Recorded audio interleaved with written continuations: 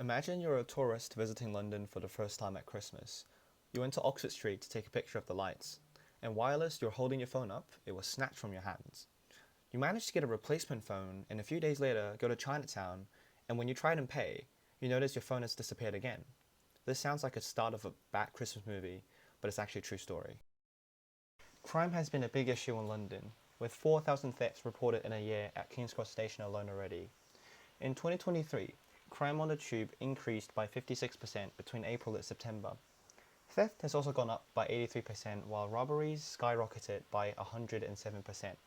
Last year, we have 53,144 phone thefts happening across London. That is 5.93 phones stolen for every 1,000 people. Through interviews and a survey with random tourists, we found people are changing the way they live due to the scams and theft. People are scared to go out, often not going out entirely at night because they were worried that the belongings will be stolen, robbed, and they may be exploited. Most new tourists aren't aware of the problems, and many returning tourists didn't actually know the problem was as bad until they saw it for themselves. There are multiple stakeholders that could be involved with the issue of safety of tourists. Whilst the tourist is walking on the streets, they are likely watched by scammers. After the scam, the victim might contact their friends and family for support, or report the incident to the police. They may also report the incident on social media so others become aware.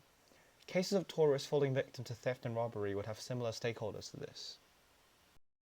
From our interviews, we were able to split our audience into two main groups.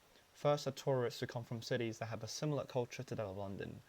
These people are more aware of the scams so are less likely to be victims. However, they are still vulnerable to theft. We found that they felt worried that their belongings would be stolen and that the police wouldn't do anything about it. The second are tourists with no prior experience at all. For example, she could be an Asian international student. These people are not aware of potential scams at all, so there is a great chance of them being victims. We talked to one tourist from China who got their phone stolen, and they said it made them feel scared and paranoid when in tourist areas. There are hundreds of scammers and pickpockets operating in London every day, with the police having little control over the situation.